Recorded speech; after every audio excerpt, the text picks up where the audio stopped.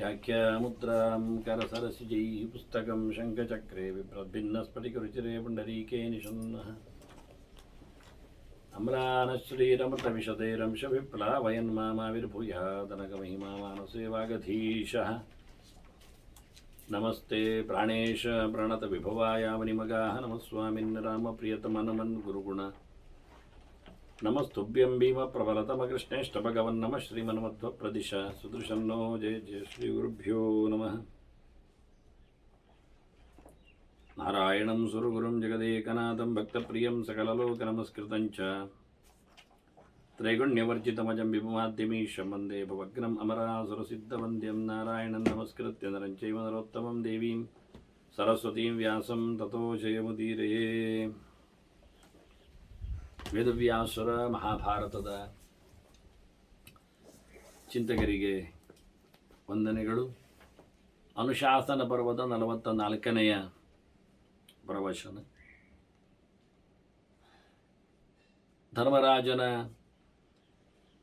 ಶಿವಚಿಂತನೆಯನ್ನು ಭೀಷ್ಮರ ಮಾತಿನಂತೆ ಕೃಷ್ಣ ನಡೆಸಿಕೊಡ್ತಾ ಇದ್ದಾನೆ.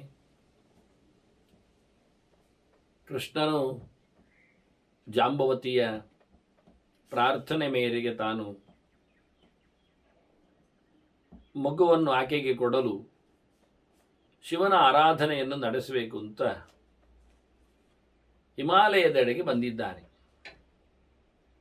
ಇದನ್ನು ತನ್ನ ಚರಿತೆಯನ್ನು ಧರ್ಮರಾಜನಿಗೆ ಹೇಳುತ್ತಾನೆ. ನಾನಲ್ಲಿ ಅದ್ಭುತವಾದದ್ದನ್ನೆಲ್ಲ ನೋಡಿದೆ ಅಂತ. ಏನು ನೋಡಿದ ಅನ್ನುವುದನ್ನು ಆತ ಧರ್ಮರಾಜಾದಿಗಳಿಗೆ ಹೇಳುತ್ತಾನೆ. ಕ್ಷತ್ರಂಚ ತಪಸಾಂ ಶ್ರೇಷ್ಠಂ ಪಶ್ಯಾಮಿ, ಅದ್ಭುತಂ ಉತ್ತಮಂ, ಅದು ಅತ್ಯುತ್ತಮವಾಗಿತ್ತು, ಬಹಳ ರೋಚಕವಾಗಿತ್ತು, ತಪಸ್ವಿಗಳ ತಾಣವದು, ಅದನ್ನು ನೋಡಿದೆ. ದಿವ್ಯಂ ವೈಯಾಗ್ರಮದ್ಯಸ್ಯ ಉಪಮನ್ಯೋ ಮಹಾತ್ಮನಃ, ಅದು ವೈಯಾಗ್ರಮದ್ಯ ಗೋತ್ರದ ಉಪಮನ್ಯುವಿನ ಆಶ್ರಮ. ಅದು ಚೆನ್ನಾಗಿದೆ, ಹೆಸರು ಸಹ ಹೆಸರಿಗೆ ತಕ್ಕಂತೆ ಅವನ ಸಾಧನೆಯೂ ಆಗಿದೆ. ಮನ್ಯು ಅಂತ ಹೆಸರಿರುವುದು ಶಿವನಿಗೆ ಹೆಚ್ಚು ಪ್ರಸಿದ್ಧಿಯಲ್ಲಿ. ಕೋಪದವನು ಅಂತ ಕ್ಷಿಪ್ರಪ್ರಸಾದನು ಇದ್ದಾನವ, ಉಗ್ರನಿದ್ದಾನಾದ್ರಿಂದ ಅವನು ಮನ್ಯು, ಉಗ್ರ ಎಲ್ಲ ಹೆಸರು ಅವನಿಗೆ. ಅವರ ಪಕ್ಕದಲ್ಲಿ ಇರುವವನಾದ್ರಿಂದ ನೀನು ಉಪಮನ್ಯು. ಶಿವನಿಗೆ ಭಾರಿ ಹತ್ತಿರನಾದವನು, ಶಿವದೀಕ್ಷೆಯನ್ನೆಲ್ಲ ನೀಡುವವನು, ಶಿವದೀಕ್ಷಿತನಿವ. ಹಾಗಾಗಿ ಉಪಮನ್ಯು ಅವನ ಆಶ್ರಮವನ್ನು ನಾನು ನೋಡಿದೆ, ಅದ್ಭುತವಾಗಿತ್ತು. ಪೂಜಿತಂ ದೇವಗಂಧರ್ವೈ ಬ್ರಾಹ್ಮ್ಯ ಲಕ್ಷ್ಮಿಯ ಸಮಾವೃತಂ, ಉತ್ತಮವಾದಂತಹ ಪರಿಪೂರ್ಣವಾದಂತಹ ಕಾಂತಿ, ಚೆಲುವು, ಒಂದು ರೀತಿಯಾದ ವಿಶೇಷವಾಗಿರತಕ್ಕಂತಹ ಲಕ್ಷಣ ಅಲ್ಲಿತ್ತು. ಅದು ರಾಕ್ಷಸ ಲಕ್ಷಣ ಅಲ್ಲ, ಕುರುಹು ಅಲ್ಲ, ಅದು ಮಾನವ ಚಿಹ್ನೆ ಅಲ್ಲ, ಅದು ದೈವಿಕವಾದ ಅತಿಶಯಿತವಾದ ಅದ್ಭುತವಾದಂತಹ ಶುದ್ಧವಾದಂತಹ ಕುರುಹುಗಳು ಅಲ್ಲಿ ಸೇರಿಕೊಂಡಿದ್ದವು. ಅದನ್ನೆಲ್ಲ ಪರಿಗಿಸಬಹುದಾಗಿತ್ತು. ಅನೇಕ ದೇವತೆಗಳು, ಗಂಧರ್ವರು ಇವರೆಲ್ಲ ಪೂಜೆ ಪುನಸ್ಕಾರ ಮಾಡುವ ತಾಣವದು, ಗೌರವಿಸಲ್ಪಟ್ಟಂತಹ ನೆಲವೀಡುವುದು. ಅದನ್ನು ನಾನು ನೋಡಿದೆ.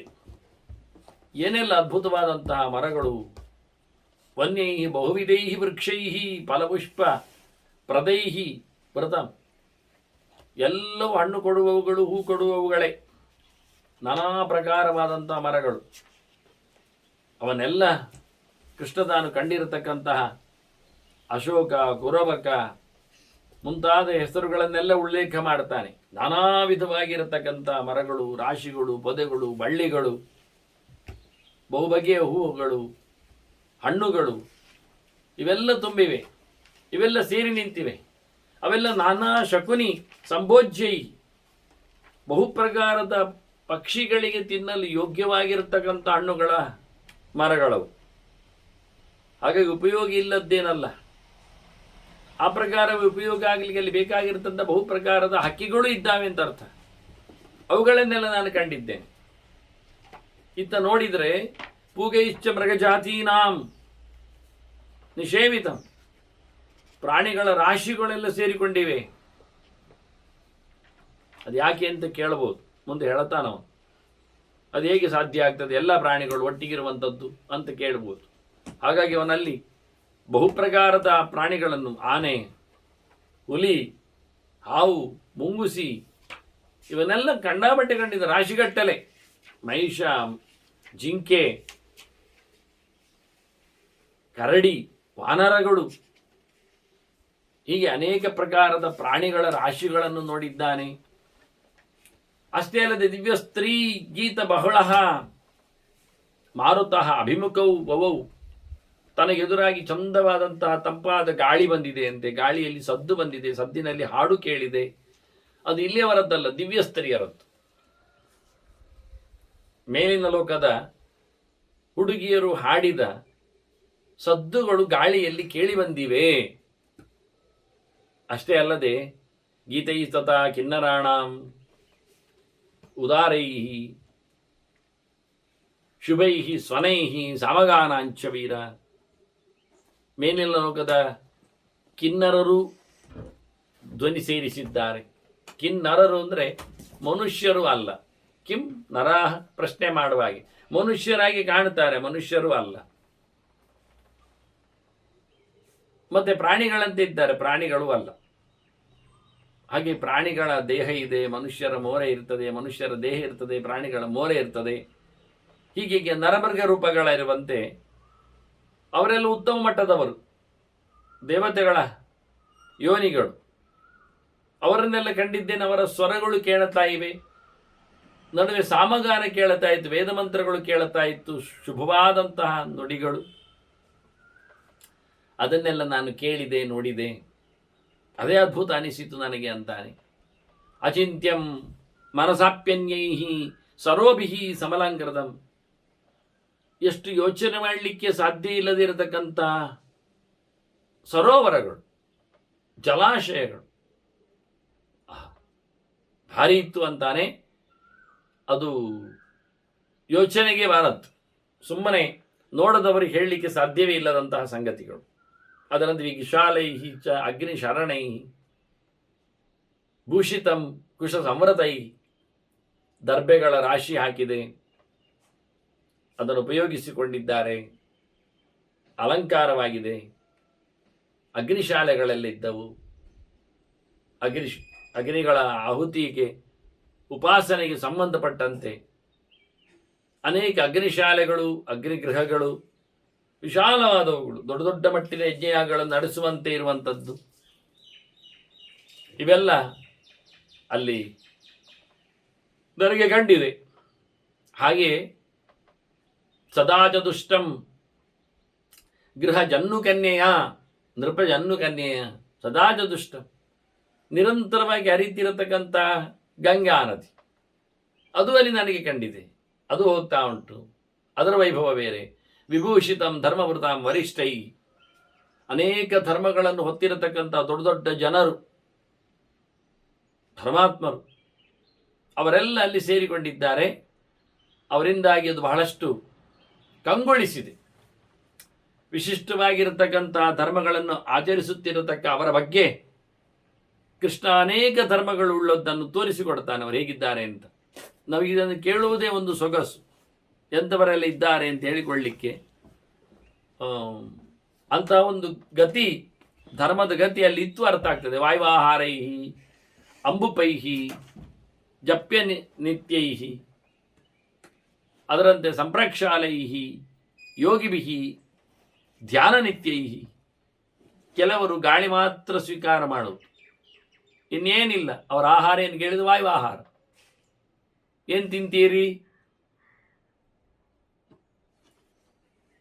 ಬಂದವರತ ಸಿಕ್ಕಿದವರತ ಕೇಳಿದರೆ ನಾವು ಗಾಳಿ ತಿಂತೇವೆ ಅಂತ, ಮತ್ತೇನಿಲ್ಲ. ಕೆಲವರು ನೀರು ಮಾತ್ರ ಕುಡಿಯುವವರು, ಮತ್ತೇನಿಲ್ಲ. ಕೆಲವರು ನಿತ್ಯ ಜಪ ಮಾಡ್ತಾನೇ ಇರುವುದು,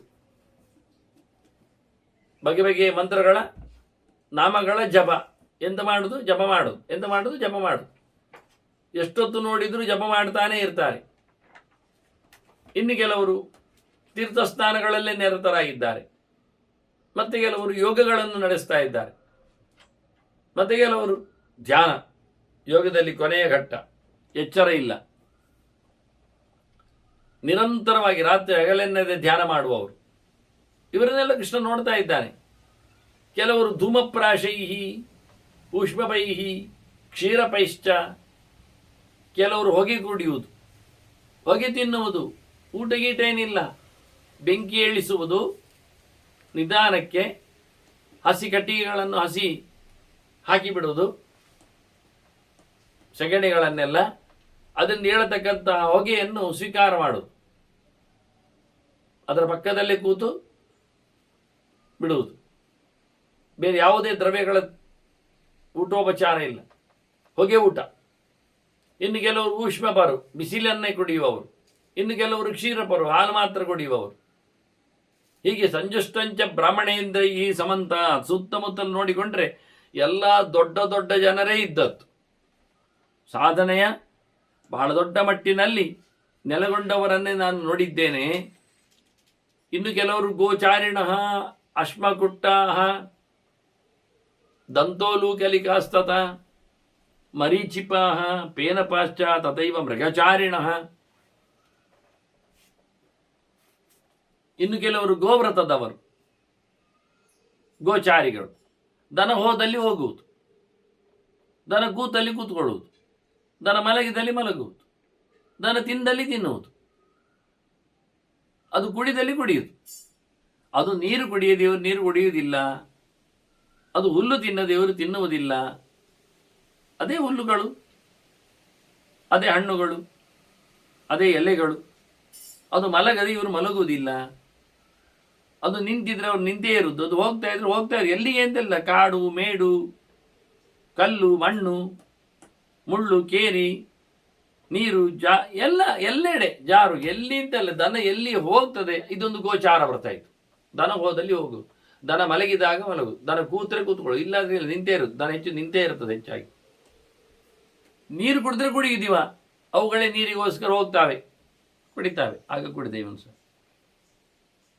ಹೀಗೆ ವರ್ಷಗಟ್ಟಲೆ ಗೋಚಾರ ವ್ರತದವರಿದ್ದಾರೆ. ಇನ್ನು ಕೆಲವರು ಅಶ್ಮಗುಟ್ಟ, ಅವರು ಹಲ್ಲಿನಲ್ಲೇ ತುಂಡರಿಸಿ ತಿನ್ನುವುದು, ಅಂಥದ್ದನ್ನು ಮಾತ್ರ ತಿನ್ನುವುದು, ಅದರ ಆಚಿದ್ದದ್ದಿಲ್ಲ. ಯಾವುದನ್ನು ಕೈಯಲ್ಲಿ ಕತ್ತಿಯಲ್ಲಿ ತುಂಡರಿಸಬಹುದು ಅಂಥದ್ದನ್ನು ತಿನ್ನುವ ಕ್ರಮವೇ ಇಲ್ಲ. ಹಲ್ಲಿನಲ್ಲಿ ಮಾತ್ರವೇ ಉಪಯೋಗ, ಆಯುಧಗಳೇ ಇಲ್ಲ, ಆಯುಧಗಳನ್ನು ಉಪಯೋಗಿಸುವುದೇ ಇಲ್ಲ. ಅದು ಆಯುಧಗಳು ಉಪಯೋಗಿಸಿದರೆ ಅದನ್ನು ತಯಾರು ಮಾಡಿದವರಿಗೆಲ್ಲ ಪುಣ್ಯ ಹೋಗ್ತದೆ, ಅದರದ್ದು ಋಣ ಅವರಿಗೆ ಬೀಳ್ತದೆ. ಹಾಗಾಗಿ ಏನಾಡಿದ್ರು, ಯಾಕೆಂದ್ರೆ ಅದರದ್ದು ಮಾಡಿದವರ ತಲೆ ಖರ್ಚು ವಿಜ್ಞಾನ ಅದರ ಮೇಲೆ ನಿಲ್ತದೆ. ಸಹಜವಾಗಿ ಹಲ್ಲಿದೆ ಸಾಕು. ಅಶ್ಮಗುಟ್ಟ ಅಂದ್ರೆ ಹಲ್ಲಲ್ಲ, ಅದು ದಂತೋಲೂಕಲಿಕಾಸದ. ಅಶ್ಮಗುಟ್ಟ ಅಂದ್ರೆ ಕಲ್ಲಿನಲ್ಲಿ ಕುಟ್ಟಿ ತಿನ್ನುವುದು, ಯಾವುದನ್ನಾದ್ರೂ ಕಲ್ಲಲ್ಲಿ ಜಜ್ಜಿ ತಿಂತಾರೆ ಅಷ್ಟೆ. ಇನ್ನು ಕೆಲವರು ದಂತೋಲೂಕಲಿಕ, ಹಲ್ಲನ್ನೇ ತಮ್ಮ ಕಡಪೆಯಲ್ಲಿ ಮಾಡಿಕೊಂಡವರು. ಉಲೂಕಲ ಅಂದ್ರದೆ ಕುಟ್ಟುವ ಜಿಡ್ಡೆಗೆ ಉಲೂಕಲ ಹೆಸರು, ಅದನ್ನೇ ಮಾಡಿಕೊಳ್ತಾರೆ. ಜಿಡ್ಡೆ ಅದರ ಮೇಲೆ ಹೊಡೆತಕ್ಕಂಥ ವಸ್ತುಗಳು. ಇನ್ನು ಕೆಲವರು ಮರೀಚಿಪಾಹ, ಬೆಳದಿಂಗಳು ಊಟ ಮಾಡುವವರು. ಸೂರ್ಯನ ಕಿರಣ, ಮರೀಚಿಗಳು ಸೂರ್ಯಕಿರಣ, ಸೂರ್ಯಕಿರಣ ಪಾನ ಹೊರತು ಸೂರ್ಯಪಾನ. ಕಿರಣಕ್ಕೆ ಮೈಯೊಡ್ಡಿಕೊಳ್ತಾರೆ, ಕಿರಣಕ್ಕೆ ಬಾಯಿ ಹಾಕ್ತಾರೆ ಅಷ್ಟೇ, ಮತ್ತೇನು ತಿನ್ನುವುದಿಲ್ಲ, ಕುಡಿಯುವುದಿಲ್ಲ. ಪೇನಪಾಶ್ಚ, ಕೆಲವರು ಬುರುಗು ಮಾತ್ರ ತಿನ್ನುವುದು. ಅದೇ ಕರು ಹಾಲು ಕುಡಿದಾಗ ಅದರ ಬಾಯಿಯ ಪಕ್ಕದಲ್ಲಿ ಏನೊಂದು ಹಾಲಿನ ನೊರೆ ಬುರುಗು ಕಾಣ್ತದೆ, ಅದನ್ನು ಮಾತ್ರ ಕೈಯಲ್ಲಿ ಪೂಸಿ ತಿಂದು ಬದುಕುದು ಮೋಸ್ಟ್ ಅಷ್ಟೇ, ಅದರ ಆಚೆಗಿಲ್ಲ. ದನ ಹಾಲು ಕುಡಿದಾಗ ಅದರ ಬಾಯಿಯಲ್ಲಿ ಏನು ಅಂಟಿಕೊಂಡಿದೆ ಅದನ್ನು ಎತ್ತಿ ಬದುಕಿಕೊಳ್ಳುವ. ಕೆಲವರು ಮೃಗಚಾರಿಗಳು, ಮೃಗದಂತೆ ಪ್ರಾಣಿಗಳಂತೆ ಇರುವುದು. ಈ ಎಂತ ಅಂತಿಲ್ಲ, ಎಲ್ಲಿ ಅಂತಿಲ್ಲ, ಹೇಗೆ ಅಂತಿಲ್ಲ, ಪ್ರಾಣಿಗಳ ಹಾಗೆ ಮೃಗಚಾರಿಗಳು. ಇಂಥವರೇ ನೋಡಿದೆ ಅಂತಾನೆ ಅಶ್ವತ್ಥ ಬಲ ಭಕ್ಷ ಆಚ, ಕೆಲವರು ಅಶ್ವತ್ಥದ ಹಣ್ಣು ಮಾತ್ರ ತಿನ್ನುವುದು. ಹಾಗಾದ್ರೆ ಅಶ್ವತ್ಥ ಬಲ ಹಣ್ಣು ತಿನ್ಲಿಕ್ಕೆ ಬರ್ತದೆ ಅಂತ ಆಯ್ತು, ಅದನ್ನು ತಿಂದು ಬದುಕಲಿಕ್ಕೆ ಆಗ್ತದೆ ಅಂತ ಆಯ್ತು. ಇಲ್ಲಿ ಅದರದ್ದು ಥೆರಪಿಯೇ ಇಲ್ಲ, ವ್ಯವಸ್ಥೆಯೇ ಇಲ್ಲ, ಯಾರಿಗೂ ಬೇಡ. ಅದು ಬಹಳಷ್ಟು ದೊಡ್ಡ ಮಟ್ಟಿನ ಕ್ರಿಯಾಕಲಾಪಗಳೆಲ್ಲ ಇವೆ ಇದರಲ್ಲಿ. ಬಂಜೆಯೂ ಸಹ ಮಕ್ಕಳನ್ನು ಪಡೆಯುವ ವಿಧಾನ ಇರುವ ಹಾಗೆ ಅಶ್ವತ್ಥದಲ್ಲಿ ನಿತ್ಯ ಆಮ್ಲಜನಕವನ್ನು ಹೆಚ್ಚು ನೀಡುವ ಮರವಾದ್ದರಿಂದ, ಭಗವಂತನ ವಿಭೂತಿ ರೂಪವಾದ್ದರಿಂದ ಅದರ ಹಣ್ಣನ್ನೇ ತಿಂದು ಬದುಕುವುದು ಒಂದು ನಮೂನೆ. ಅಂಥವರಿದ್ದರು. ತಥಾಹಿ ಉದಕ ಶಾಯನ, ಕೆಲವರು ನೀರಲ್ಲೇ ಮಲಗುವುದು, ಹೇಳಲಿಕ್ಕಿಲ್ಲ, ಮೀನಿನ ಹಾಗೆ ಒಂಚೂರು ನೀರಿರುವಲ್ಲಿ ಮಲಗಿರುವುದು. ಚಂಡಿಮಯ, ಈ ನಮೂನೆ ಕೆಲವರ ವ್ರತಗಳು. ಇದೆಲ್ಲ ಕೇಳಲಿಕ್ಕೆ ಖುಷಿ, ಕೇಳಬೇಕು ಅಂತಲೇ ಕೂತ್ಕೊಳ್ಬೇಕು, ಬೇರೆ ಕೆಲಸ ಬಿಟ್ಟು. ಹೇಳಿದ್ದಾರಲ್ಲ ಅಂತ ನಾವು ಮಾಡೋದಿಲ್ಲ, ಈ ಜನ್ಮಕ್ಕೆ ಇಟ್ಟುಕೊಳ್ಳುವ. ನಾವು ನೀರಲ್ಲಿ ಬಿದ್ದುಕೊಳ್ತೇವ? ನಾವು ಹೊಗೆಯನ್ನೇ ತಿಂತೇವ? ನಮಗೆ ಆಗದ ಕೆಲಸಗಳನ್ನೆಲ್ಲ ಹೇಳ್ತಾರೆ ಅವರು. ಅದನ್ನೇ ಸಾಧನೆಗಾಗಿ ಮಾಡ್ತಾ ಇದ್ದಾರೆ. ಚೀರ ಚರ್ಮಾಂಬರದರ ತಥಾ ವಲ್ಕಲಧಾರಿಣ. ಕೆಲವರು ಚರ್ಮ ಉತ್ಕೊಳ್ತಾರೆ, ಕೆಲವರು ತೊಗಟೆ ಉಟ್ಕೊಳ್ಳುವುದು, ಮರದ್ದೇ ಸಿಪ್ಪೆ, ಅದೇ ಅವರಿಗೆ ಮೈ ಮುಚ್ಚಿಕೊಳ್ಳಿಕ್ಕೆ, ಅದೇ ಕೂತ್ಕೊಳ್ಳಿಕ್ಕೆಲ್ಲ. ಈಗ ಮರದ ಸಿಪ್ಪೆಯನ್ನು, ಮರದ ವ್ಯವಸ್ಥೆಯನ್ನು ಇಲ್ಲೆಲ್ಲ ನರ್ತನಗಾದಿಗಳಲ್ಲಿ ನೋಡಿಕೊಂಡಾಗ ತೆಂಗಿನ ಮರದ ಗರಿಯ ಮಡಲು, ಅದರ ಅಂಗಿ, ಅದರ ಚಾಪೆ, ಅದರ ಕಿರೀಟ, ಭಾಳ ದೊಡ್ಡದ್ದು ಎಲೆ ಅಲ್ವ ಅದು. ಏನು ಚಂದ ಮಾಡಲಿಕ್ಕೆ ಬರ್ತದೆ. ಮಾಡಿದ್ದು ಒಂದು ವಾರ, ಒಂದು ತಿಂಗಳು ಬರ್ತದೆ, ಹಾಳಾಗುವುದಿಲ್ಲ. ಹಾಗೆ ಹಾಳೆ ಅಡಿಕೆಯದ್ದು ಆದರೆ ಅದು ಎಷ್ಟು ದೊಡ್ಡ ಮಟ್ಟಿಗೆ ಇರ್ತದೆ, ಮಲಗಲಿಕ್ಕೆ ಆಗ್ತದೆ, ಕೂತ್ಕೊಳ್ಳಿಕ್ಕೆ ಆಗ್ತದೆ. ಸಣ್ಣ ಮಕ್ಕಳನ್ನು ಎಣ್ಣೆ ತಿಕ್ಕಿ ಅದರಲ್ಲಿಡುವ ಕ್ರಮ, ಅದು ಎಣ್ಣೆ ಹಿಡಿಲಿಕ್ಕೆ ನೆಲಕ್ಕಾಗುವುದಿಲ್ಲ, ಮೈಯಲ್ಲಿ ಇಟ್ಕೊಂಡಿರ್ತದೆ.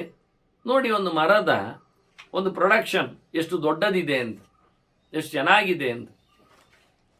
ಹಾಗಾಗಿ ಇವರು ಹೇಳ್ತಾರೆ, ಮರದ ತೊಗಟೆಯನ್ನೇ, ಸಿಪ್ಪೆಯನ್ನೇ ಸುತ್ತಿಕೊಳ್ಳುವುದು ಸಾಕಾಗ್ತದೆ, ಅದೇ ರಕ್ಷಣೆ. ಗಟ್ಟಿ ಉಂಟು, ಬೆನ್ನಿಗೊಂದು ಹಾಳೆ ಕಟ್ಟಿಕೊಂಡ್ರೆ ಎಲ್ಲಿಯೂ ಮಲಗಲಿಕ್ಕೆ ಬರ್ತದೆ. ಹಾಕಿಕೊಂಡು ಮಲಗಬೇಕು, ಬೆನ್ನಿಗೆ ಕಟ್ಟಿಬಿಟ್ರೆ ಆಯ್ತು, ಒಂದು ರಟ್ಟಿನಾಗಿರ್ತದೆ, ಗಟ್ಟಿ ಇರ್ತದೆ, ಹಲಗೆ ಹಾಗೆ ಕಾಣುತ್ತದೆ. ಈ ರೀತಿಯಾಗಿ ಕಷ್ಟದಲ್ಲಿ ಸಾಧನೆ ಮಾಡುವವರಂತೆ ಸುದುಃಖಾನ್ ನಿಯಮಾನ್ ತಾನ್ ವಹತಃ ಸುತಪೋಧನಾನ್. ಶಾಸ್ತ್ರ ಏನು ಹೇಳ್ತದೆ? ಒಳ್ಳೆಯ ರೀತಿಯಿಂದ ದೇವರ ಸೇವೆ ಮಾಡು ಹೇಳ್ತದೆ. ಆಗ ನಾವು ಏನು ಮಾಡ್ತೇವೆ? ಸುಲಭವಾಗಿ ಮಾಡುವುದನ್ನು ಮಾತ್ರ ಆಯ್ಕೆ ಮಾಡ್ತೇವೆ, ಕಷ್ಟವಾಗುವುದನ್ನು ಬಿಡ್ತೇವೆ. ಕಷ್ಟವಾಗುವುದನ್ನು ಮಾಡುವುದಿಲ್ಲ, ಕಷ್ಟವಾಗುವುದನ್ನು ಸುಲಭವಾಗಿ ಆಗುವಂತೆ ಮಾಡಿಕೊಂಡು ಮಾಡುತ್ತೇವೆ. ಈಗ ಸ್ನಾನ ಮಾಡಲಿಕ್ಕೆ ಉಂಟು, ಸ್ನಾನ ಮೂಲ ಕ್ರಿಯಾ ಸರ್ವಾಹ ಅಂತ. ಸ್ನಾನ ಮಾಡಬೇಕಾದ್ರೆ ಸಮುದ್ರಗಾಮಿಯಾದ ನದಿಗೆ ಹೋಗಿ ಮುಳುಗಿ ಬರಬೇಕು. ನಾವೇನು ಮಾಡಿಕೊಂಡೆವು? ಅಲ್ಲಿವರೆಗೆ ಯಾರು ಹೋಗ್ತಾರೆ? ಆದ್ದರಿಂದ ನದಿ ತೀರದವರೆ ಹೋಗಲೇಬೇಕಲ್ಲ, ನದಿ ತೀರದಲ್ಲಿ ಏನು ಮನೆ ಇರುವುದಿಲ್ಲ. ಆದ್ದರಿಂದ ನದಿಯ ನೀರನ್ನೇ ನಳ್ಳಿಯಲ್ಲಿ ಹಾಯಿಸಿಕೊಂಡು ಅದನ್ನು ಮೇಲಿನಿಂದ ಬೀಳುವ ಹಾಗೆ ಮಾಡಿ ಮೀಯ್ತೇವೆ. ಈಗ ಮಿನ್ನದು ನದಿ ನೀರಂತ ಹೇಳೋದು, ಆದರೆ ಅದು ತಪ್ಪು. ನೀವು ಕಷ್ಟಪಡಲಿಲ್ಲ, ಸುಖ ಪಟ್ರಿ. ಹಾಗಾಗಿ ನಿಮಗೆ ಆ ನದಿ ತನ್ನ ದೇವತೆ ಅನುಕೂಲ ಮಾಡಿಕೊಡುವುದಿಲ್ಲ. ಮತ್ತೆ ಪೈಪಲ್ಲಿ ಬರುವಾಗ, ಅದು ಟ್ಯಾಂಕಿಯಲ್ಲಿ ಬೀಳುವಾಗ ಅಲ್ಲಿರತಕ್ಕ ಹುಳು ಒಪ್ಪಟೆಗಳು, ಅದೆಲ್ಲ ವಿಷಯ. ಮತ್ತೆ ಪರಿಶುದ್ಧತೆಯ ಬಗ್ಗೆ ಮತ್ತೆ ಪ್ರಶ್ನಿಸಿ, ನಡೆಸಿಕೊಡುವ ವಿಷಯದಲ್ಲಿ ಯೋಚನೆ ಮಾಡಿ. ಸುಲಭ ಸಾಧ್ಯವಾಗಿಸಿಕೊಳ್ಳುವ ಮೂಲಕವ ಅದರ ಪಾವಿತ್ರ್ಯವನ್ನು ಕಳ್ಕೊಳ್ಳುತ್ತಾನೆ, ಅದರ ಪ್ರಕೃತಿಯನ್ನು, ಸಹಜತೆಯನ್ನು ದೂಡುತ್ತಾನೆ. ಹೀಗಾಗಿ ಹೋಯಿತು ವಾಸ್ತವವಾಗಿ. ಅದನ್ನು ಯಾರೊಬ್ಬನು ಸಹ ಕಷ್ಟಪಡಲಿಕ್ಕೆ ತಯಾರಿಲ್ಲ. ಇನ್ನು ಅದು ಬಿಸಿ ಇಲ್ಲ ಅಂದರೆ ಬಿಸಿ ಮಾಡ್ತಾನೆ ನೀರನ್ನು, ಇನ್ನೊಂದು ಮುಖ ಮಾಡ್ತಾನೆವ. ಹೀಗೆ ಊಟೋಪಚಾರಗಳನ್ನು, ಕೊಟ್ಟ ಹಣ್ಣು ಹಂಪಲುಗಳನ್ನು, ಗೆಡ್ಡೆ ಗೆಣಸುಗಳನ್ನು, ಪತ್ರ ಕಿಸಲೆಗಳನ್ನು ಅದನ್ನು ಬೇಯಿಸಿ ತಿಂತಾನೆ. ಅದು ಖಾಲಿ ರುಚಿಯಾಗುವುದಿಲ್ಲ, ಅದಕ್ಕೆ ಬೇಕಾಗಿರತಕ್ಕ ಸಂಬಂಧ ವಸ್ತುಗಳನ್ನು ಸೇರಿಸಿಕೊಳ್ತಾನೆ. ಉಪ್ಪಾಗಲಿ, ಹುಳಿಯಾಗಲಿ, ಖಾರವಾಗಲಿ. ಇದರಿಂದಾಗಿ ಊಟೋಪಚಾರಗಳಲ್ಲಿಯೂ ದುಃಖವನ್ನು ಅನುಭವಿಸುವುದಿಲ್ಲವ. ಇರುವ ತಾಣಗಳನ್ನು ಸಹ ಚಂದ ಮಾಡಿಕೊಳ್ತಾನೆ. ಒಳ್ಳೆ ಗಟ್ಟಿಮುಟ್ಟಿನ ಕಲ್ಲಿನ ಚಾವಣಿಗಳೊಂದಿಗೆ ಮನೆ, ಗೋಪುರ, ಮಠ, ಮಂದಿರಗಳನ್ನು ಮಾಡಿಕೊಳ್ತಾನೆ. ಇದರಿಂದ ಅವನಿಗೆ ಮನೆಯನ್ನು ಹೊರತುಪಡಿಸಿದ ಕೆಲಸದ ಕಥೆಯೇ ಅವನಿಗೆ ಅರ್ಥ ಆಗುವುದಿಲ್ಲ ಆಗ್ತದೆ. ಹೀಗೆ ಬಹಳಷ್ಟು ಸುಖವನ್ನು ಅರಸುವ ಇವತ್ತಿನ ಜನ ಸಾಧನೆಯಲ್ಲಿ ಸುಖವನ್ನು ಮಾಡಲಿಕ್ಕೆ ಹೋಗಿ ಯಾವುದನ್ನು ಸಹ ಒಳ್ಳೆಯದನ್ನು ಪಡಿತಾ ಇಲ್ಲ. ಬ್ರಾಹ್ಮಣ ಚತುದೇಹೋಯಂ ಕ್ಷುದ್ರಗಾಮಾಯ ನೇಷ್ಯತೆ ಅಂತ ಕೃಷ್ಣ ಹೇಳಿದ ಹಾಗೆ ಅದನ್ನು ವ್ಯಾಸರು ಹೇಳಿಕೊಳ್ತಾರೆ. ಸುಮಾರು ಕಡೆಯಲ್ಲಿ ಅದನ್ನು ಗಮನಕ್ಕೆ ತಂದಿದ್ದಾರೆ. ಆದ್ರಿಂದ ಮನುಷ್ಯ ಸಾಧನೆಯನ್ನು ಮಾಡುವಾಗ ಕಷ್ಟದಲ್ಲಿ ಮಾಡಬೇಕು. ಇವತ್ತು ತೀರ್ಥಯಾತ್ರೆ ಅಂತ ಹೇಳುವುದು, ವಿಮಾನದಲ್ಲಿ ಹಾರುವುದು, ಮೊದಲೇ ಹೇಳಿಕೊಂಡಲ್ಲಿ ಇಳಿಯುವುದು, ಅವರೇ ತಂದುಕೊಟ್ಟಿರತಕ್ಕಂಥ ಫಸ್ಟ್ ಕ್ಲಾಸ್ ಊಟವನ್ನು ನಡೆಸುವುದು, ಭಾಳ ಚಂದವಾಗಿ ಅಲ್ಲಿ ಮಲಗುವುದು, ಮತ್ತು ಅವರೇ ಹೇಳಿಕೊಟ್ಟಂತಹ ನೆಲೆಯಲ್ಲಿ ದೇವರ ಮಂದಿರದೊಳಗೆ ನೇರವಾದ ಪ್ರವೇಶ, ನೇರವಾದ ನಿರ್ಗಮನ. ಇದರಿಂದ ಏನು ಸಾಧನೆ ಮಾಡಿದಾಗಾಯಿತು? ತೀರ್ಥಕ್ಷೇತ್ರ ಸಂಚಾರದ ವಾಸದ ಪುಣ್ಯ ಬರ್ತದ? ಇಲ್ಲ. ಸುಖವಾಗಿ ಹೋಗಿ ಬಂದದ್ರಿಂದ ಲೆಕ್ಕಕ್ಕೆ ಇಲ್ಲ, ಪ್ರಯೋಜನಕ್ಕೆ ಇಲ್ಲ. ಹಾಗಾಗಿ ಎಲ್ಲಿ ಸಾಧನೆಯನ್ನು ಸುಖವಾಗಿಸಿಕೊಳ್ತಾನೋ, ಶಾಸ್ತ್ರ ಹೇಳಿದ್ದು ಒಂದು ಬಗೆ, ಅದನ್ನು ತನಗೆ ಬೇಕಾದಾಗಿ ತಿದ್ದಿಕೊಂಡು ಯಾರು ಮಾಡ್ತಾನೋ ಅಂಥವರಿಗೆ ಪುಣ್ಯ ವಿಶೇಷ ಇಲ್ಲ. ಅದರಲ್ಲಿ ಕೃಷ್ಣ ಹೇಳಿದ ದೊಡ್ಡ ಗೆರೆ, ಸುದುಃಖಾನ್ ನಿಯಮಾನ್ ತಾನ್ ವಹತಃ ಸು ತಪೋಧನಾನ್. ಕಂಡಾಬಟ್ಟೆ ಕಷ್ಟದ ತಪಸ್ಸಿನ ನಮೂನೆಗಳನ್ನು ಅವರವರೇ ಸೆಲೆಕ್ಟ್ ಮಾಡಿ ಮಾಡ್ತಾ ಇದ್ದಾರೆ.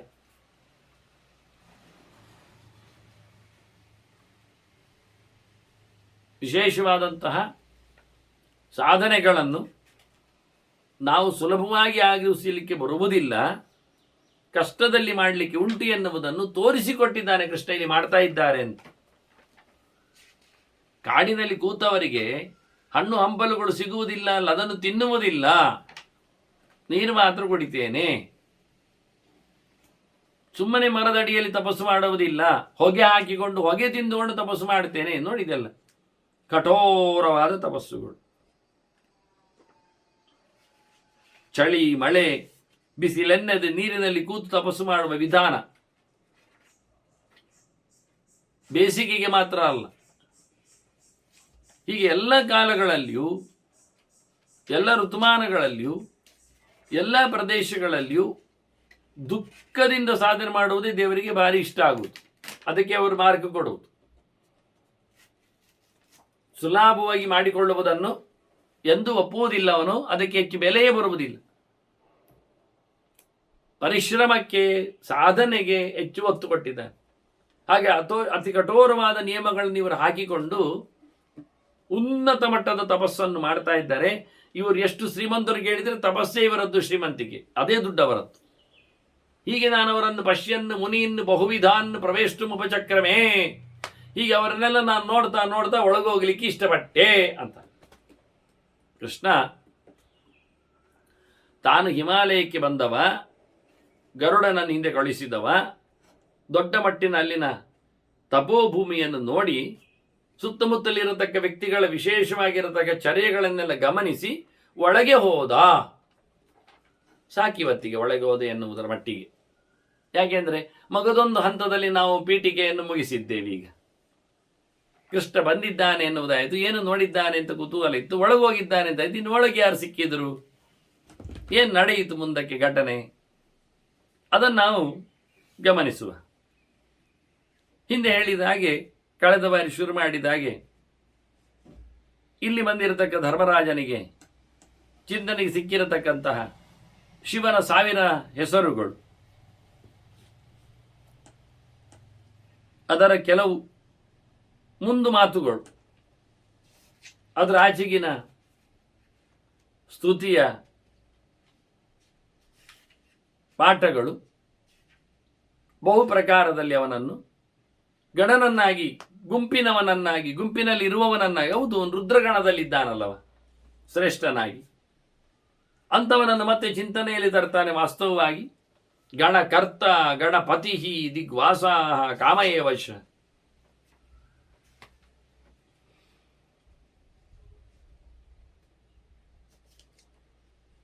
ಸಮೂಹಗಳನ್ನು ನಡೆಸಿಕೊಡುವವನು, ಸಂಘ ಸಂಸ್ಥೆಗಳ ಒಡೆಯನಾಗಿ ನಿಲ್ಲುವವನು, ಎಲ್ಲ ಶರೀರ ಗಣಗಳ ಒಡೆಯನಾಗಿ ಪಶುಪತಿಯಾಗಿ ಬಂದದ್ರಿಂದಲೂ ಅವನು ಸಮೂಹದೊಡೆಯ. ಮತ್ತೆ ಅವನು ಬತ್ತಲೆಯಾಗಿರುವವನು, ದಿಗಂಬರನು, ದಿಕ್ಕು ದಿಶೆಗಳಲ್ಲೆಲ್ಲ ವಾಸ ಮಾಡಿಕೊಂಡಿದ್ದಾನವ. ಅವನು ಮನ್ಮಥ ಜನಕನಾಗಿ, ಕಾಮನ ಅಪ್ಪನಾಗಿ, ಸನತ್ಕುಮಾರನ ಅಂದರೆ ಕುಮಾರನ ಸ್ಕಂದನ ಅಪ್ಪನಾಗಿ, ಅವನು ಅತ್ಯಂತ ಚೆಲುವನೂ ಇದ್ದಾನೆ, ಸ್ವಯಂ ಕಾಮನೂ ಇದ್ದಾನೆ, ಎಲ್ಲರಿಗೂ ಬೇಕಾದವನಾಗಿದ್ದಾನೆ.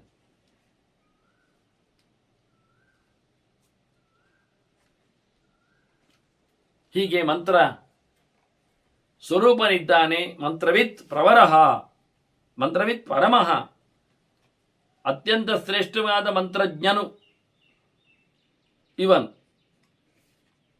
ಸ್ವಯಂ ಮಂತ್ರ ಸ್ವರೂಪನು, ಮನನ ಮಾಡಿದವರನ್ನು ತ್ರಾಣ ಮಾಡುವವನು, ರಕ್ಷಣೆ ಮಾಡುವವನು. ಹಾಗೆಯೇ ಸರ್ವ ಭಾವಕರ,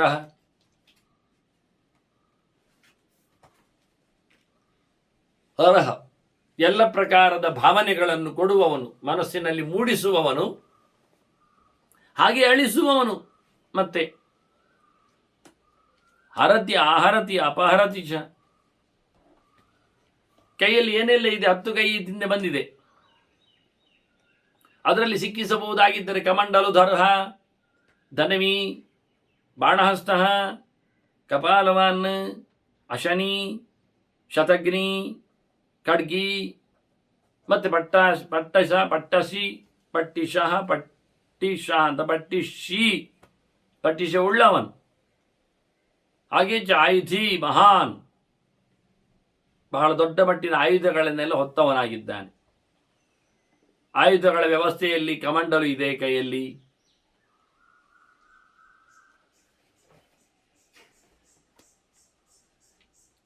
ಅದರೊಟ್ಟಿಗೆ ಮತ್ತೊಂದು ಕೈಯಲ್ಲಿ ಧನುಸ್ಸು ಬಂದಿದೆ, ಧನುಸ್ಸಿಗೆ ಸರಿಯಾಗಿ ಇನ್ನೊಂದು ಕೈಯಲ್ಲಿ ಬಾಣ ಇಟ್ಕೊಂಡಿದ್ದಾನೆ. ಹಾಗೆ ಕಪಾಲವನ್ನು, ತಲೆಬುರುಡೆಯನ್ನು ತಂದಿದ್ದಾನೆ. ಹಾಗೆ ವಜ್ರಾಯುಧವನ ಕೈಯಲ್ಲಿ ಉಂಟು. 100 ಜನರನ್ನು ಕೊಲ್ಲುವ ಆಯುಧ ಇದೆ, 100 ಜನರನ್ನು ಮುಗಿಸುವ ಒಂದೇ ಕಾಲದಲ್ಲಿ. ಅದನ್ನೇ ಅವನು ಹೇಳುವಂಥದ್ದು ನಾವು, ಅದು ಮಿಷಿನ್ ಗನ್ ಅಂತ, AK ರೈಫಲ್ 47 ಅಂತ. ಒಮ್ಮೆಗೆ ಆನ್ ಮಾಡಿಬಿಟ್ರೆ 100 ಜನರನ್ನು ಸಾಯಿಸ್ತದೆ, ಬಡ ಬಡ ಬಡ ಬಡ ಅಂತ.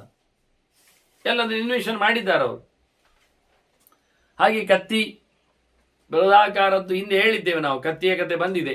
ನಕುಲ ಕೇಳಿದಾಗ ಶಾಂತಿ ಪರ್ವದಲ್ಲಿ ಅದು ಶಿವನ ಕೈಯಲ್ಲಿ ಹೇಗೆ ಬಂತು, ಅಲ್ಲಿಂದ ಮುಂದೆ ಹೇಗೆ ದೇವರ ಕೈಗೆ ಎಲ್ಲ ಬಂದಿತ್ತು ಎನ್ನುವುದನ್ನೆಲ್ಲ. ಅದರಂತೆ ಪಟ್ಟಿಶ ಆಯುಧ ಇಟ್ಕೊಂಡಿದ್ದಾನೆ.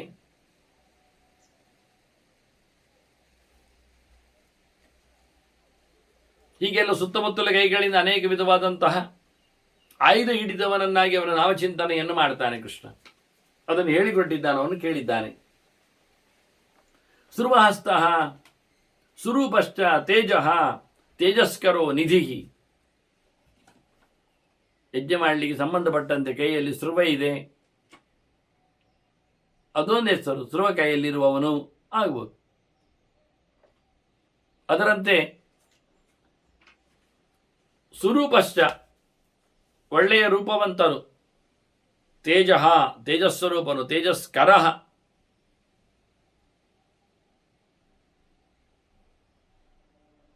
ಬೆಳಕು ಮಾಡುವವನು, ನಿಧಿ, ದೊಡ್ಡ ಕೊಪ್ಪರಿಗೆ ಇದ್ದಾನೆ, ಎಲ್ಲದರದ್ದು ಜ್ಞಾನನ ನಿಧಿ ಇದ್ದಾಗೆ.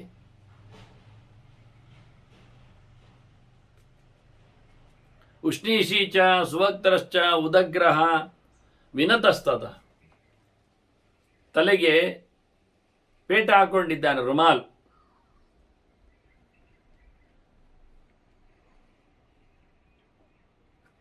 ಮತ್ತು ಅದರಂತೆ ಒಳ್ಳೆಯ ಮೋರೆಯವನಾಗಿದ್ದಾನೆ, ಆ ಮುಂಡಾಸಿನಿಂದಾಗಿ ಚಂದ ಕಾಣ್ತಾನೆ. ಉದಗ್ರಹ, ಮುಂಚೂಣಿಯಲ್ಲಿದ್ದಾನೆ, ಲೆಕ್ಕಾಚಾರದಲ್ಲಿ ಮೊದಲು ಬರ್ತಾನೆ. ವಿನತಃ, ಬಗ್ಗಿದ್ದಾನೆ, ವಿನಯದಿಂದ. ಇರುವುದು ಸಣ್ಣವಲ್ಲ, ದೀರ್ಘಶ್ಚ, ಬಾಯಿ ಉದ್ದನೇ ಅವ. ಅವತಾರದಲ್ಲಿ ದುರ್ವಾಸರೆ ಆವತ್ತಿನ ಕಾಲದ ಮನುಷ್ಯರಿಂದ ಒಂದಡಿ ಎತ್ತರ ಇದ್ರಂತೆ ನೋಡ್ಲಿಕ್ಕೆ. ಹರಿಕೇಶಶ್ಚ, ಬೇರೆ ಬಣ್ಣದ ಕೂದಲುಂಟವನಲ್ಲಿ. ಮತ್ತೆ ಸುತೀರ್ಥ, ಒಳ್ಳೆ ರೀತಿಯಿಂದ ಜನರನ್ನು ಪಾರುಗೊಳಿಸ್ತಾನೆ. ತಪ್ಪಿನಿಂದ, ತೊಂದರೆಯಿಂದ ತಾನು ಸ್ವಯಂ ದಾಟಿಕೊಂಡವನಿದ್ದಾನೆ. ದೇವರ ಅನುಗ್ರಹದಿಂದ ನಿರಂತರ ಭಗವಂತನ ತೀರ್ಥವನ್ನು ತಲೆಯಲ್ಲಿ ಹೊತ್ತು ನಿಂತವನಿದ್ದಾನೆ. ಸುತೀರ್ಥ ಸುಖತೀರ್ಥ ಅವ ಹೇಳಿಕೊಂಡಿದ್ದಾನೆ. ತಲೆಯ ಕಡೆಯಲ್ಲಿ ನಿರಂತರವಾಗಿ ದೇವರ ಪಾದೋದಕ ಚಿಮ್ಮಿ ಬರುವುದರಿಂದಲೇ ನಾನು ಮಡಿಯಿದ್ದೇನೆ.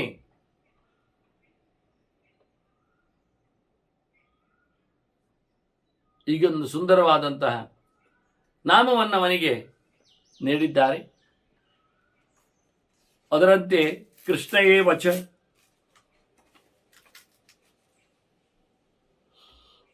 ನಾಲ್ಕು ಪ್ರಧಾನಭೂತವಾದ ಬಣ್ಣದಲ್ಲಿ ಅವನು ಕಪ್ಪಿದ್ದಾನೆ. ಕಪ್ಪು ಬಣ್ಣ ಅವನಲ್ಲಿದೆ, ಒಂದು ಮೋರೆಯಲ್ಲಿ ಕಪ್ಪು ಉಂಟು. ಶೃಗಾಲ ರೂಪ, ಒಮ್ಮೆ ಅವನು ನರಿಯ ರೂಪವನ್ನು ತಳೆದಿದ್ದಾನೆ. ಸಿದ್ಧಾರ್ಥ, ಪ್ರಯೋಜನ ಸಿದ್ಧ ಆಗಲಿಕ್ಕೆ ದೊಡ್ಡ ಕಾರಣ ಇದ್ದಾನೆ.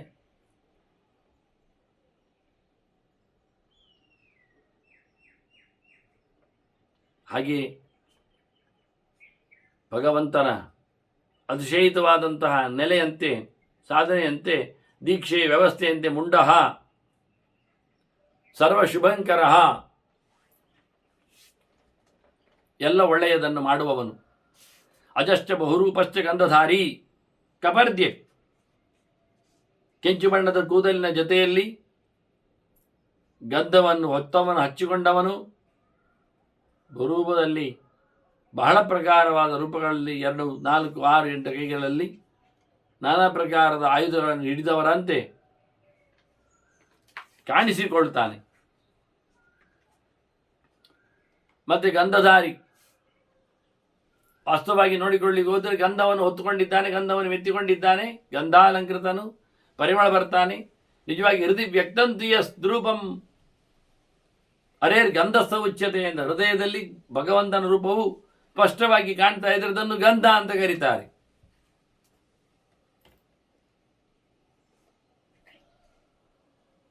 ಆ ಪ್ರಕಾರವಾಗಿ ಭಗವಂತನ ರೂಪ ವಿಶೇಷಗಳನ್ನು ಚಿಂತನೆಯಲ್ಲಿ ಹೊತ್ತವನಿವನು.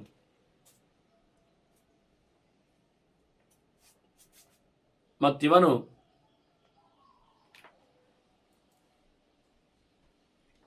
ವಿಶೇಷವಾಗಿ ಸಾಮಾನ್ಯಾಕಾರದಲ್ಲಿ ಹೆಚ್ಚಿನ ಎಲ್ಲ ಕಡೆಯಲ್ಲಿ ತನ್ನಷ್ಟಕ್ಕೆ ತಾನು ಹುಟ್ಟಿ ಬರುವನೇನಲ್ಲ. ಮತ್ತೆ ಬರೋದಿದ್ರು ಭಗವಂತನಲ್ಲಿ ಹುಟ್ಟಿದ್ದು ಉಂಟು. ಶುಕನಾಗಿ ಬಂದಾಗೆಲ್ಲ ಅಜಶ್ಚ ಅಕಾರ ತಸ್ಮಾತ್ ಭಗವತಃ ಜಾಯತೆ ಅಂತ ಹೇಳಿಕೊಂಡು, ಊರ್ಧ್ವರೇತಾಹ ಊರ್ಧ್ವಲಿಂಗ ಊರ್ಧ್ವಶಾಯಿ ನಭಸ್ಥಳ, ಆಕಾಶವನ್ನೇ ತನ್ನ ಮನೆಯಾಗಿಸಿಕೊಂಡವ, ಮೇಲಕ್ಕೆ ಮೇಲಕ್ಕೆ ಮಲಗ್ತಾನೆ, ನೆಲ ಮುಟ್ಟದೇ ಇರ್ತಾನೆ. ಬೇಕಾದರೆ ಹೊರಗೆ ಯಾರು ಬಂದರು ಅಂತ ಗೊತ್ತಾಗದಂತೆ ಇರ್ತಾನೆ. ಅತ್ಯಂತ ಎತ್ತರದ ಲಕ್ಷಣಗಳು ಅವನಲ್ಲಿವೆ. ಉದಾತ್ತವಾದ ಧ್ಯೇಯ, ಉದಾತ್ತವಾದ ರೂಪ,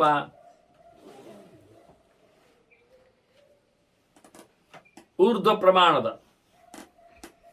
ಸಹಸ್ರ ಧನುಷತ್ತೂರ್ಧ ಶಬ್ದೇನ ಅಭಿಮನ್ಯತೆ ಅಂತಾರೆ. ಸ್ವರ್ಗಕ್ಕೆ ಮುಟ್ಟುವ ಅಂತ ಹೇಳಿಕೊಳ್ಳಿಕ್ಕೆ 2000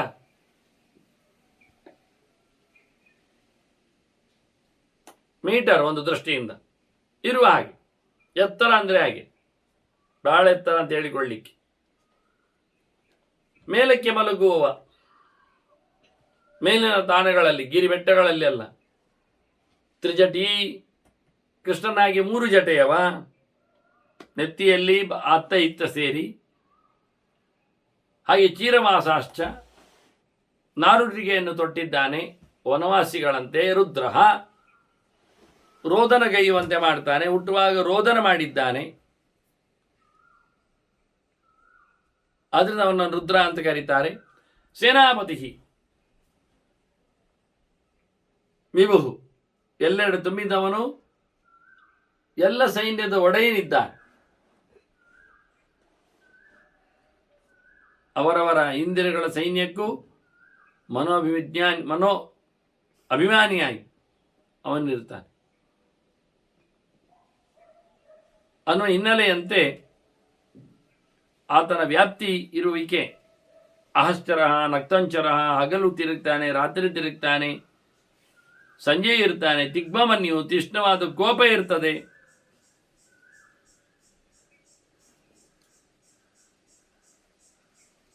ಅದೆಲ್ಲ ಸಾಧನೆಗೋಸ್ಕರ ಉಪಯೋಗ ಆಗುವಂಥದ್ದು. ಸುವರ್ಚಸ್ಸ, ಒಳ್ಳೆ ಕಾಂತಿ ವರ್ಚಸ್ಸು ಅವನಲ್ಲಿ ಉಂಟು. ಹಾಗೆ ಗಜಃ ದೈತ್ಯ ಕಾಲಕ್ಕನುಗುಣವಾಗಿ ಅವನ ಆನೆಯನ್ನು ಸಂಹಾರ ಮಾಡಿದ್ದಾನೆ. ಗಜಾಸುರನ ಸಂಹಾರ, ಅದರಂತೆ ದೈತ್ಯನ ಕೊನೆಯಾಗಿದೆ. ಮುಖ್ಯವಾಗಿ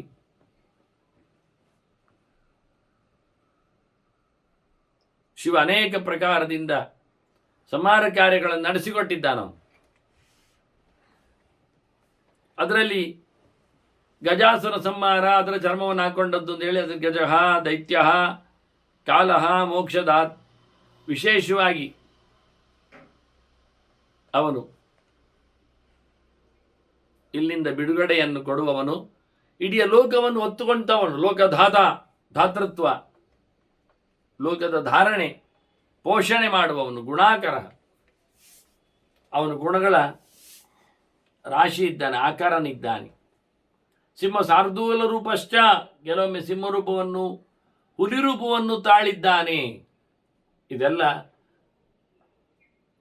ಕೇದಾರದಲ್ಲಿ ನಡೆದ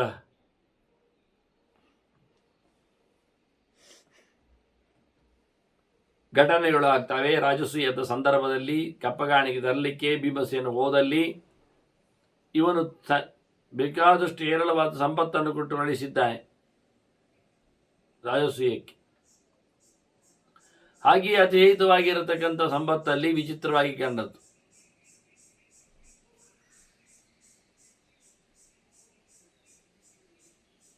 ಮುಖ್ಯವಾಗಿ ಇರುವಂತಹ ಕ್ರಮ, ಕಾಲಘಟ್ಟದಲ್ಲಿ ಹೇಳಿಕೊಂಡಾಗ ಅವನನ್ನು ವಿರೋಧ ಮಾಡಲಿಕ್ಕೋಸ್ಕರ ರುದ್ರ ಭೀಮನ ಹತ್ತಿರದಲ್ಲಿ ಸಿಂಹವಾಗಿ ಹುಲಿಯಾಗಿ ಬಂದು ಕಾದಾಟ ಆಡಿ ಸೋತು ಅವನು ಲಿಂಗದೊಳಗೆ ಪ್ರವೇಶ ಮಾಡಿದ. ಆದರೆ ಇದನ್ನು ಶಾರ್ದೂಲ ಲಿಂಗ ಎಲ್ಲ ಕರೀತಾರೆ. ಹಾಗಾಗಿ ಅಂತಹ ಪ್ರದೇಶಗಳಲ್ಲಿ ಅವನೇ ಹೇಳ್ತಾನೆ, ಇಲ್ಲಿ ಯಾರು ಬರಬೇಡಿ, ನೋಡ್ಲಿಕ್ಕೆ ನಿಲ್ಬೇಡಿ ಅಂತ. ಇದನ್ನು ಉಲ್ಲೇಖ ಮಾಡಲಿಕ್ಕೆ ಇಲ್ಲಿ ತೋರಿಸಿಕೊಟ್ರು ಇತಿಹಾಸವನ್ನು. ಇದಾಗಲೇ ಹಿಂದೆ ನಡೆದ ಘಟನೆಗಳಿದೆಯಲ್ಲ. ಆರ್ದ್ರ ಚರ್ಮಾಂಬರಾವೃತ, ಹಸಿ ಹಸಿಯಾದ ಆನೆಯ ಚರ್ಮವನ್ನು, ಮೃಗ ಚರ್ಮವನ್ನು ಹೊತ್ತು ನಿಂತವ.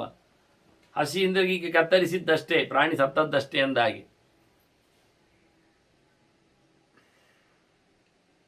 ಈ ನಮೂನೆ ಇರಲಾಗಿ ಅವನನ್ನು ಚೇಷ್ಟೆ ಮಾಡ್ತಾರೆ ಪಾರ್ವತಿಯ ಮದುವೆ ಆಗುವಾಗ. ಶೋಣಿತ ಬಿಂದು ವರ್ಷಿಚ ಅಂತ ಹೇಳಿ, ಏನು ನೆತ್ತರು ಇಳಿತಾ ಉಂಟು ಅಂತ ಚರ್ಮ ತೊಟ್ಟಿದ್ದಾನವ. ಅದರ ಪಕ್ಕದಲ್ಲಿ ಬಹಳ ಅದ್ದೂರಿಯಾದ ಕೌಶೇಯ ಸೀರೆಯನ್ನು ಸುತ್ತು ನಿಂತ ನೀನು ಆ ನೆತ್ತರ ಬಿಂದು ತಾಗುವಂತೆ ಆಗಿಬಿಟ್ರೆ ಏನು ಮಾಡ್ತೀಯಾ ಅಂತ ತಮಾಷೆಗೆ ಇದ್ದದ್ದುಂಟು. ಅದಕ್ಕೋಸ್ಕರ ಇಲ್ಲಿ ಆರ್ದ್ರ ಶಬ್ದವನ್ನು ಹಸಿ ಅಲ್ಲ, ಹಸಿ ಒಣಗಿದ್ದಲ್ಲ. ಕಾಲಯೋಗಿ, ಕಾಲಕ್ಕೆ ಸರಿಯಾಗಿ ಯೋಗವನ್ನು ನಡೆಸಿಕೊಡುವವನು, ಮಹಾನಾದ, ಉತ್ತಮವಾದ ನಾದಸ್ವರೂಪನು, ನಾದ ಮಾಡುವವನು. ದೊಡ್ಡ ನಾದ ಅಂದರೆ ಪ್ರಣವ, ಅದನ್ನು ಹೇಳುವವನು, ಜಪಿಸುವವನು ನಿರಂತರವಾಗಿ. ಸರ್ವಕಾಮಃ, ಎಲ್ಲ ಬಯಕೆಗಳನ್ನು ಪಡೆದವನು, ಕೊಡುವವನು. ಚತುಷ್ಪಥಃ, 4 ಪ್ರಕಾರದಲ್ಲಿ ನಿನ್ನಡೆಗೆ ಜನರು ಬರುವಂತೆ ಮಾಡಿಕೊಳ್ಳುವವನು. ದುಃಖದಲ್ಲಿದ್ದವನು ಬರ್ತಾನೆ, ತಿಳಿಯಲು ಬರ್ತಾನೆ, ತಿಳಿದವನು ಬರ್ತಾನೆ, ಬೇಕುಗಳನ್ನು ಬೇಡಿಕೊಂಡವನು ಬರ್ತಾನೆ. ಇಂಥ 4 ದಾರಿ ನಿನ್ನಲ್ಲಿದೆ. ಧರ್ಮಾರ್ಥ ಕಾಮ ಮೋಕ್ಷಗಳ ಪರಿಚಯದಲ್ಲಿಯೂ ನಿನ್ನ ಸೇವೆಗಳು ನಡೀತಾವೆ. ನಿಶಾಚರ, ಪ್ರೇತಚಾರಿ, ಭೂತಚಾರಿ, ಮಹೇಶ್ವರ. ರಾತ್ರಿ ಅಂದರೇನೆ ಪ್ರೇತಭೂತಗಳ ಸಂಚಾರದ ಸಮಯ. ಅದರ ಒಟ್ಟಿಗೆ ಇವನು ಹೋಗುವುದು, ಇವನೊಟ್ಟಿಗೆ ಅದು ಬರುವುದು. ಹೀಗಾಗಿ ರಾತ್ರಿ ಜನರಿಗೆ ಸಂಚಾರಕ್ಕೆ ಹೇಳಿಸಿದ್ದಲ್ಲ, ಭೂತ ಪ್ರೇತ ಗಣಗಳಿಗೆಲ್ಲ ಅದರ ಸಂಚಾರ ಇದೆ. ಅವುಗಳ ಒಡೆಯ ಶಿವನು ರಾತ್ರಿ ಸಂಚಾರ ಮಾಡ್ತಾನೆ. ಬಹುಭೂತ ಬಹುಧರ ಸ್ವರ್ಭಾನು ಅಮಿತ ಗತಿ, ಬಹುಪ್ರಕಾರವಾಗಿರತಕ್ಕಂತಹ ಜನರಿಂದ ಆರಾಧ್ಯನಿದ್ದಾನೆ. ಎಲ್ಲೆಡೆಯೂ ತುಂಬಿ ತುಳುಕಿದ್ದಾನೆ, ಇರ್ತಾನೆ, ಎಲ್ಲವನ್ನು ಹೊತ್ತು ನಿಂತಿದ್ದಾನೆ. ರಾಹುವಿನೊಳಗೂ ನೆಲೆಗೊಂಡವ. ಹಾಗೆ ಹೀಗೆ ಅಷ್ಟು ಇಷ್ಟು ಅಂತ ಹೇಳಲು ಸಾಮರ್ಥ್ಯದಲ್ಲೇ ಆಗಲಿ ಸಂಪತ್ತಿನಲ್ಲೇ ಆಗಲಿ ಆಗದವನು ನೀನು. ಅಂಥವನು ಶಿವ ಎಲ್ಲರಿಗೂ ಗತಿ ಅನ್ನಿಸಿಕೊಂಡಿದ್ದಾನೆ. ನೃತ್ಯಪ್ರಿಯ ನಿತ್ಯ ನರ್ತಕ ಸರ್ವಲಾಸಕ. ಆ ಕುಣಿಯುವುದು ಅಂದರೆ ಭಾರಿ ಇಷ್ಟ ಅವನಿಗೆ. ನಿತ್ಯ ಕುಣಿತಾನೇ ಇರ್ತಾನೆ. ಅವನೇ ಒಬ್ಬ ಕುಣಿಯುವವ. ಇನ್ನೊಂದು ಹೊಸತು ಹೇಳ್ತಾರೆ, ಎಲ್ಲ ಲಾಸ್ಯಗಳನ್ನೆಲ್ಲ ತೋರಿಸಿಕೊಡುವವನು, ಎಲ್ಲ ಲಾಸ್ಯಕ್ಕೆ ಉದಾಹರಣೆಯಾಗಿ. ಆದ್ದರಿಂದಲೇ ತಾಂಡವ ಪ್ರಿಯನಾಗಿ ಅಷ್ಟಪ್ರಕಾರದ ತಾಂಡವಗಳಲ್ಲಿ ಅವನು ಎಲ್ಲ ಕರ್ಣಗಳನ್ನು ತೋರಿಸಿಕೊಟ್ಟಿದ್ದಾನೆ. ಭರತನಾಟ್ಯಕ್ಕೆ ಮೂಲನಾಗಿ ಶಿವತಾಂಡವ, ಶಿವ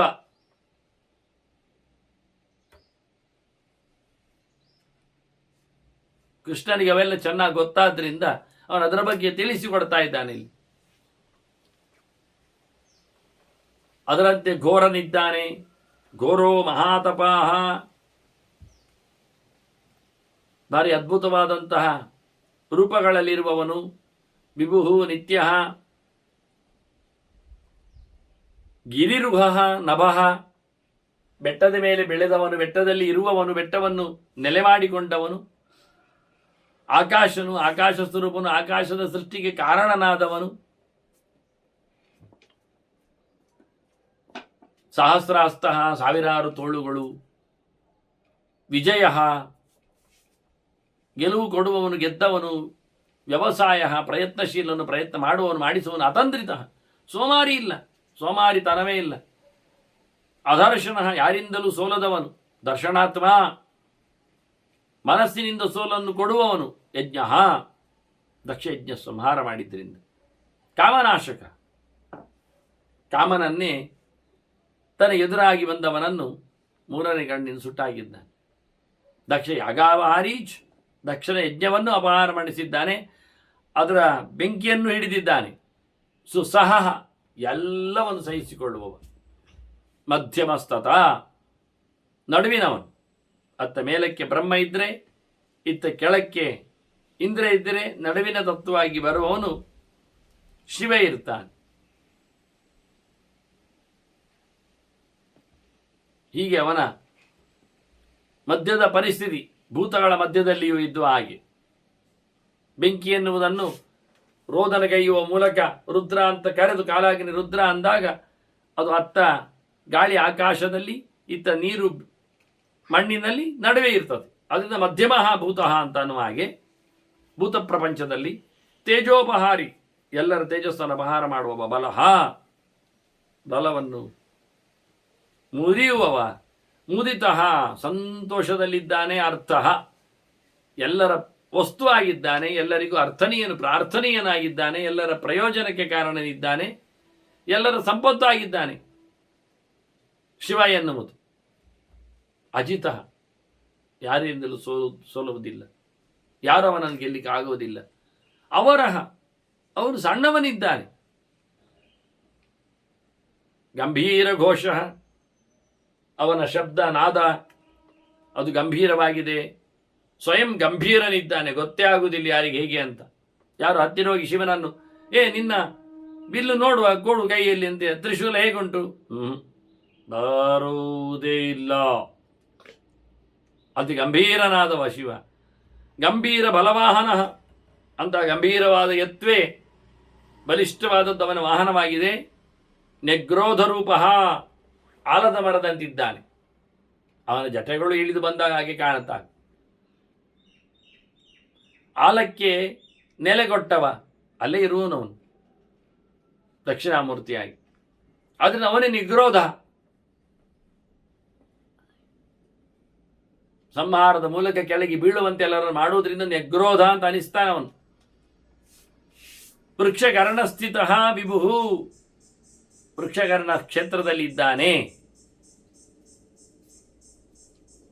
ಅಂತವನು ವಿಶೇಷವಾಗಿ ಚ್ಯುತಿಷ್ಣ ದಶನಕ್ಷೈವ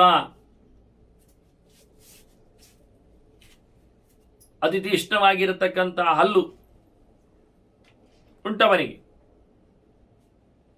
ಅದನ್ನು ಗುರುತಿಸ್ತಾರೆ, ಗಮನಿಸ್ತಾರೆ, ಲಕ್ಷಣವಾಗಿ ಹೇಳುತ್ತಾರೆ. ದಡ್ಡಾದ ಹಲ್ಲು ಬರಬಾರದು, ಚೂಪಿರಬೇಕು, ಸಣ್ಣದಿರಬೇಕು, ಚಂದವಾಗಿರಬೇಕು. ಅದರೊಟ್ಟಿಗೆ ಮಹಾಕಾಯ, ದೊಡ್ಡದಾದ ದೇಹ, ಗಿಡ್ಡದಾದ ದೇಹ ಎಲ್ಲ ಲಕ್ಷಣ ಅಲ್ಲ ಅಂತಾರೆ. ಮಹಾನನ, ಮೋರೆಯು ದೊಡ್ಡದು, ದೊಡ್ಡ ಮೋರೆ, ಸಣ್ಣ ಮಂಡೆ ಅಲ್ಲ. ದೊಡ್ಡ ದೇಹಕ್ಕೆ ಸಣ್ಣ ಮಂಡೆ, ಜಿಮ್ಮಿನವರೆಲ್ಲ ಹೇಳಿಕೊಡ್ತಾರಲ್ಲ, ಗಟ್ಟಿ ದೇಹ ಮಾಡಲಿಕ್ಕೆ ದೊಡ್ಡ ಮಟ್ಟಿನಲ್ಲಿ. ಮಂಡೆ ಮಾತ್ರದ್ದು ಬೆಳೆಯುವುದಿಲ್ಲ. ಎಂತ ಜಿಮ್ ಮಾಡಿದ್ರು ಅಲ್ಲಿ ಅವರು ಹಿಡ್ಕೊಂಡಂಥ ಆ ಗುಂಡು ಕಲ್ಲಿನಿಂದ ಎಷ್ಟು ಬಡ್ಕೊಂಡ್ರು ಮಂಡೆಯನ್ನು ದೊಡ್ಡದಾಗುವುದಿಲ್ಲ. ಹಾಗಾಗಿ ಇವನು ಬಹಳ ಸುಂದರವಾಗಿ ದೇಹದಲ್ಲಿ ಉದ್ದನೆಯ ದೇಹ, ಎತ್ತರದ ಮೈಕಟ್ಟು, ಅದರಲ್ಲಿ ಎತ್ತರದ ಉದ್ದನೆಯ ಮೋರೆ, ಅದನ್ನೆಲ್ಲ ಪಡೆದಿದ್ದಾನೆ ಅಂತ ಅನೇಕ ಲಕ್ಷಣಗಳ ಚಿಂತನೆಗಳನ್ನೆಲ್ಲ ಇಲ್ಲಿ ನಡೆಸಿಕೊಟ್ಟಿದ್ದಾರೆ. ಇನ್ನೂ ಅನೇಕವಾದಂಥ ಶಿವನ ನಾಮಗಳಲ್ಲಿ ನಾವು ಅವನ ಕೆಲವು ಲೀಲೆಗಳನ್ನು, ಕಾರ್ಯವೈಖರಿಗಳನ್ನು, ಅವನ ಅಸ್ತಿತ್ವದ ವ್ಯವಸ್ಥೆಗಳನ್ನು, ಅವನ ಗುಣಲಕ್ಷಣಗಳನ್ನು ಅರಿಲಿಕ್ಕಾಗ್ತದೆ. ಅಂಥ ನೆಲೆಯಲ್ಲಿ ಶಿವನ ಚಿಂತನೆಯನ್ನು ಕೃಷ್ಣನೇ ಧರ್ಮರಾಜನಿಗೆ ಭೀಷ್ಮನ ಮಾತಿನಂತೆ ನಡೆಸಿಕೊಡ್ತಾನೆ. ಕೊಟ್ಟದ್ದನ್ನು ನಾವು ಮತ್ತೆ ಅವನ ಪೀಠಿಕೆಯ ಜೊತೆಯಲ್ಲಿ ಅವನೊಂದಿಷ್ಟು ತಾನು ಹೇಗೆ ನಾನಿದನ್ನು ಪಡ್ಕೊಂಡೆ, ಯಾಕೆ ನನಗೆ ಸಿಕ್ಕಿತು, ಎಲ್ಲಿ ನನಗದು ಆಯಿತು ಪರಿಚಯ ಅಂತ ಯಾರೋ ಕೇಳಿದ್ದನ್ನು ಹೇಳಿದ್ದನ್ನು ಹೇಳುವುದಕ್ಕಿಂತ ತಾನೇ ಅನುಭವಿಸಿದ್ದನ್ನು ಕೃಷ್ಣ ಅದನ್ನು ಹೆಮ್ಮೆಯಿಂದ ತಾನು ಹೇಳ್ತಾ ಇದ್ದಾನೆ. ಹಾಗಾಗಿ ಕೃಷ್ಣನ ಒಳಗೆ ಪ್ರವೇಶ ಆದ, ಅಲ್ಲಿ ನಾನು ಒಳಗೆ ಹೋಗಿದ್ದೇನೆ ಅಂತ ಹೇಳಿದ್ದಾನೆ. ಅದ್ಭುತವಾದದ್ದನ್ನೆಲ್ಲ ನೋಡಿಕೊಟ್ಟದ್ದನ್ನು ನಮಗೆ ತಿಳಿಸಿಕೊಟ್ಟಿದ್ದಾನೆ, ತೋರಿಸಿಕೊಟ್ಟಿದ್ದಾನೆ. ಹಾಗಾಗಿ ಅವನು ಒಳಗೆ ಹೋಗಿ ಯಾರನ್ನು ಹೇಗೆ, ಎಲ್ಲಿ ಎಂಥದ್ದು ನೋಡಿದ ಅನ್ನುವುದರ ಬಗ್ಗೆ ಮತ್ತೊಮ್ಮೆ ಸೇರಿದಾಗ ಕೇಳುವ ವಂದನೆಗಳೊಂದಿಗೆ ಶ್ರೀ ಕೃಷ್ಣಾರ್ಪಣಮಸ್ತು. ನಾರಾಯಣ ನಾರಾಯಣ ನಾರಾಯಣ.